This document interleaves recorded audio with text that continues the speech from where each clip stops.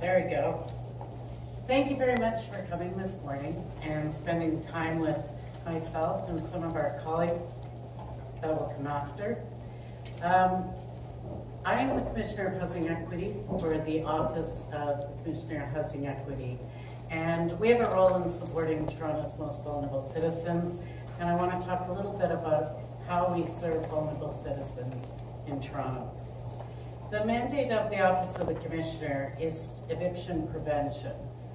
In particular, eviction prevention for seniors who are 59 years or plus, or vulnerable tenants facing evictions due to arrears of rent. So it's a very specific mandate. Vulnerability is defined by the City of Toronto, and I won't go through the whole thing because you've got it behind me. But basically, it's the gap between the challenges one faces and their ability to meet the resources to face those challenges. The idea is that vulnerability, and I'm sure you all know this if you're working in the field, is that vulnerability is fluid. We can lose a beloved person in our life tomorrow, and we can be vulnerable for a period of time, and then the healing begins, and we're out of that state of vulnerability. There's also systemic vulnerabilities, and there's vulnerabilities that can last a lifetime. So it's very unique to the individual. Basically, the Office of the Commissioner has two roles.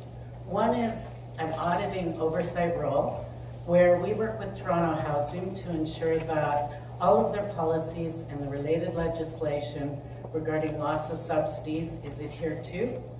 And in the same realm, we deal with the arrears collection process, ensuring that policies, procedures, and natural justice is also adhered to. We work closely with them to evolve policies and to improve policies and procedures. Something that we do that's a little unique is we also offer a case management role. So when we are working with a client, we don't just look at did TCH apply all of the policies, but we actually look at dealing with the underlying issues, and we apply an intensive case management framework to resolving those underlying issues so that those tenants' current issues are dealt with, but so that they have success in the future. And I'll talk a little bit about that in a minute. A little bit more about the OCHE. Or if you work at Toronto Housing, you will know us as the OCHE. So later I'm going to talk about the OCHE approach, but at Toronto Housing it's known as the OCHE approachy. So, in order to ensure independence, the office was set up with me and the office reporting directly to the Board of Directors. So I report on a quarterly basis to the Board of Directors, and the OCHE also reports directly to the Board of Directors. This allows us to have some independence when we're making recommendations to the organization itself. I make recommendations to the organization regarding eviction prevention, and like I said, that could be systemic or that could be an issue related to one person. Much like an ombuds office, I don't direct Toronto Housing, I make recommendations to them. The focus in our office is natural justice and administrative fairness. So it's not just about were the rules followed, was the law followed. It's often about, did the organization react in an individualized manner with each individual?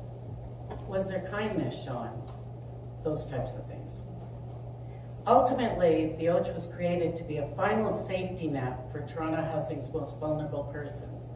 And I can tell you that the persons who come before our office, the people that we work with, are extremely vulnerable. Sometimes it's due to mental or physical challenge. Sometimes it's due to fear. Sometimes it's due to a lifetime of discrimination, and therefore there's built up fear and anger and concerns about injustice. They come to us desperate, and they come to us at a point where they think they're going to lose their housing. Mm-hmm. So one of the essential components of our office is to earn the trust of these people who generally don't trust people anymore, especially bureaucratic organizations. Mm-hmm. I won't drag you through our whole process, but to give you some background, because my goal today would be that if you have a client who can use our services, I want you to know how to access us. TCH will refer to the OCHE every single tenant who is either vulnerable or a senior person who is facing eviction due to owing rent, due to arrears of rent. So that's fairly simple. But we also have an agreement with TCH in the city that we can accept referrals from outside sources. So we will receive a referral about a client from perhaps a counselor, from perhaps a legal clinic. It could be from you.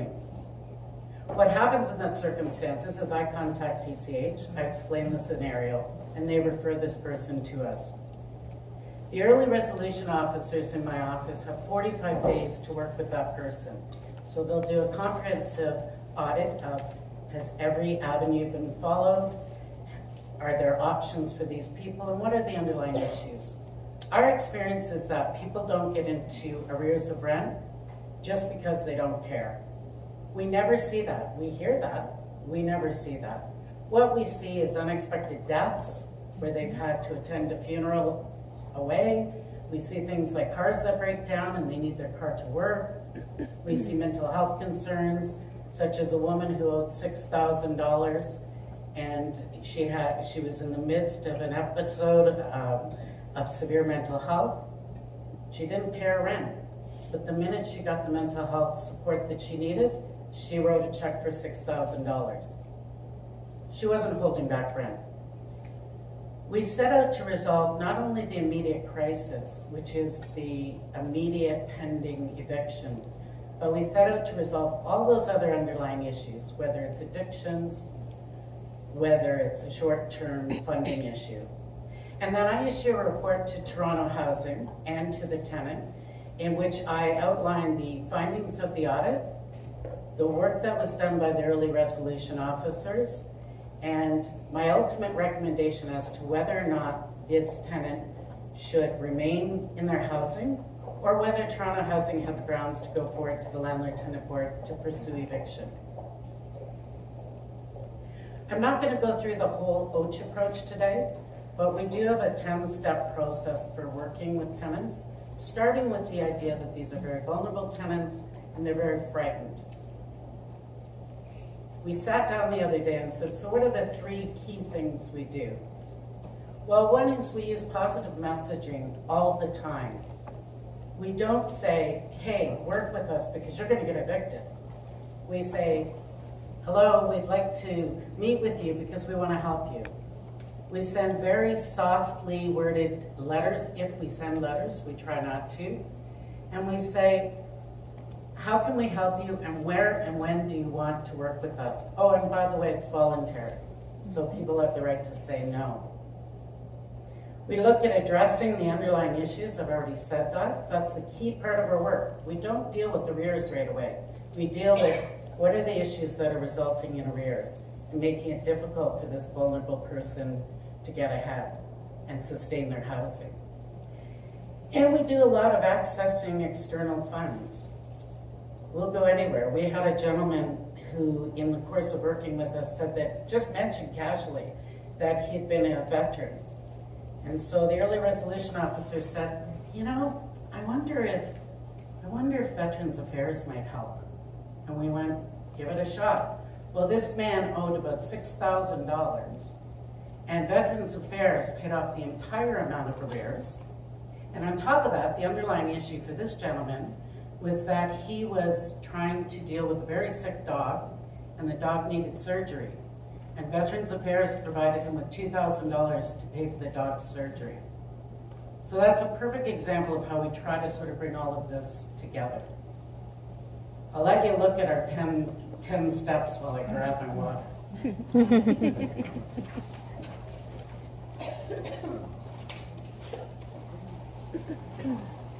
So as you can imagine, I take a lot of time talking to you about all of this, but afterwards, if you want some more examples of this 10 steps, I'm happy to provide it and chat with you.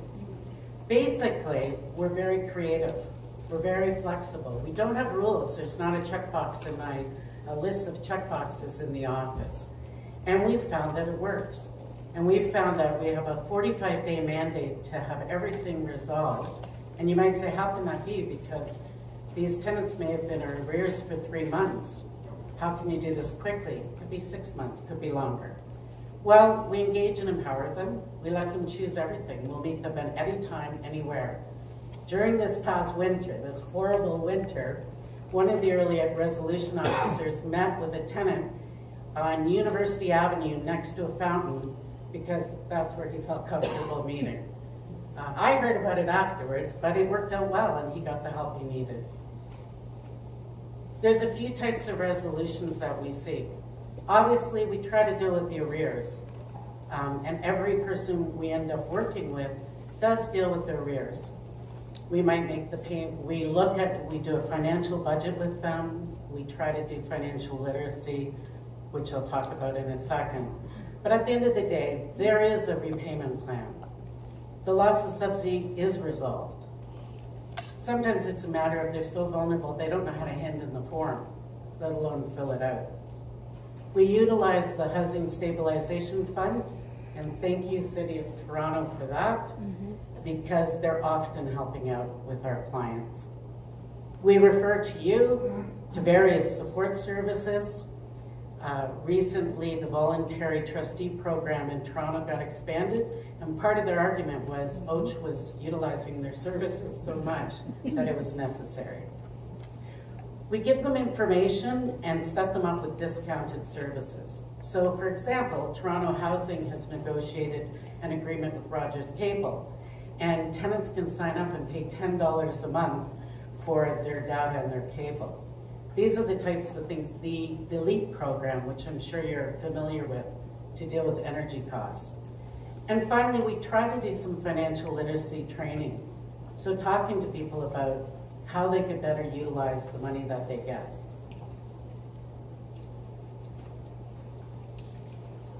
Okay, so I don't know what happened to my green guy. Last year, the OCHE received 895 referrals from Toronto Housing and other, and external. We dealt with 443 loss of subsidies. We resolved 395 arrears cases, and when we say that, these are families, 895 families who were on the verge of eviction and or who had lost their subsidy. We brokered 160 repayment agreements. So this is not us writing a repayment. This is us working with the tenant in collaboration with Toronto Housing and brokering a repayment to avoid eviction. I want to talk about the one that actually showed up properly on my slide here, the red one. The best number on this slide, there's two best numbers. One is the red and one is the purple. So when I talk to you about our vulnerable people that come to us, if I were to define them, the number one thing I would say about them is they're terrified. They're facing the stress of eviction, and they are terrified of formal authority getting involved. Yeah. So one of the biggest issues, one of the reasons that they don't resolve their issues earlier is they won't engage. They hide, they run. They won't take the phone calls. So I'm very proud of this number because the 94.5%, that's the number of people who, that's the percentage of people who actually worked with us. So when you think about that population, that's not, we made a phone call to them. That's, they said, yes, we voluntarily choose to work with you. Now another really cool number is the 5. Because at the end of the day, when you look at these numbers, only 5 households actually were evicted by the Landlord-Tenant Board last year. 5 households that TCH referred to the OCHE and OCHE worked with. I don't know about you, but I used to sit on the Landlord-Tenant Board, as was mentioned. And because of that experience, when I think of an eviction, I don't just think of it as a procedure. I can actually visualize for every single person the sheriff coming, the drama of 15 minutes to get your belongings. So that, to me, lets me sleep at night.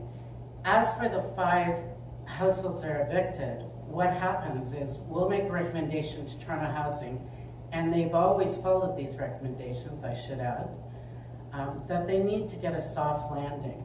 Now, we all know homelessness is not a soft landing. However, what TCH will do is they'll provide transportation to a shelter. They'll work with a shelter to try to ensure that person has a bed. Now, I'm not going to lie to you. Some people don't OCHE are dramatically reduced. We don't do it alone. In fact, one of the joys of my job has been meeting people like you, learning about new services.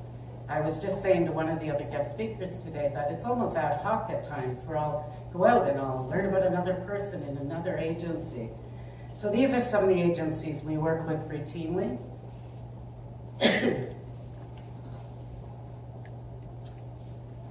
Now, I was asked to speak a little bit about the Landlord-Tenant Board, and I thought that I would tell you how we deal with the Landlord-Tenant Board at the OCHE, but also some of the advocacy we've done with the Landlord-Tenant Board.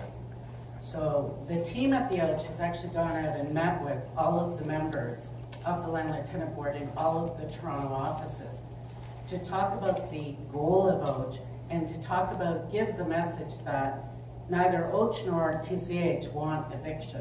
It's our last course of action. So last year, we actually recommended 66 applications go to the Landlord-Tenant Board. So that seems high, doesn't it? Because only 5 got evicted. Part of the challenge is some tenants will say that they don't want to work with OCHE. Some tenants will say they want their day in court, and I used to see this all the time. Let me tell you, if a vulnerable person goes before the Landlord-Tenant Board, their day in court might turn out really terribly for them. But they don't realize how close they are to eviction when they actually get to a hearing. But people have a right to make decisions, and some people say, I want my day in court, and they might be one of the 5 families that ends up evicted. Some tenants want to file a tenant application against the landlord, so they won't work with OCHE, and they'll say, because I want my day in court, because I want to file an application for maintenance or some other grounds. Sometimes it's simply impossible to reach the tenant, and this is the part that makes me not sleep at night, because I'd like to know where they are if we can't find them with the efforts we're making in our office. And in some cases, there's simply multiple failed resolutions. And I've added the and ... because the issues can be endless, and the reasons people end up at the Landlord-Tenant Board can end up are endless as well. So is everyone familiar with the Landlord-Tenant Board here? So very quickly, it's a quasi-judicial tribunal which resolves disputes between residential landlords and tenants. All that means is that it's actually run by the government, part of the executive, but it looks like a court, and it looks like the judiciary. They mediate a lot of cases, and they adjudicate a lot of cases. I think last year there were 80,000 cases resolved by the Landlord-Tenant Board in Ontario. Most of those occur right here in Toronto. They provide information to landlords and tenants about their rights and responsibilities under the Residential Tenancies Act. When we finally get to that point where I'm writing a recommendation that TCH proceed to the Landlord-Tenant Board, one of the things we include in the recommendations is we sort of turn our recommendations to the tenant, and we tell them to contact the local legal clinic, and we actually give them, because another area that we've been very fortunate to have outreach with is duty counsel. So we've met with all the duty counsel lawyers, and we've said, if you think someone has a vulnerability, let us know. We also, the paralegals at TCH are very familiar with the OCHE and the issues of vulnerability.